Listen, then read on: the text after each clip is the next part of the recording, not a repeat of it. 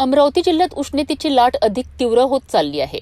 एप्रिलच्या सुरुवातीलाच तापमान 43 अंशापर्यंत पोहोचल्याने नागरिक हैराण झाले आहेत. सकाळपासूनच उन्हाचा तडाखा जाणवू लागतो, तर दुपारपर्यंत परिस्थिती अत्यंत गंभीर बनते.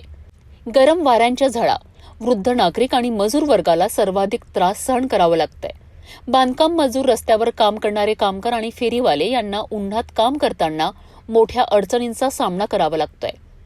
उष्णतेपासून दिलासा मिळवण्याकरिता नागरिक मोठ्या प्रमाणावर थंड पेयांकडे वळले आहेत. शहरातील विविध भागांमध्ये उसाचा रस, निंबू सरबत, ताक आणि लस्सीच्या गाड्यांवर ग्राहकांची मोठी गर्दी दिसून येत आहे. विशेषतः उसाच्या रसाच्या गाड्यांवर दिवसभर रांगा लागत आहे. दरम्यान आरोग्य तज्ज्ञांनी नागरिकांना सतर्क राहण्याचे आवाहन केले आहेत.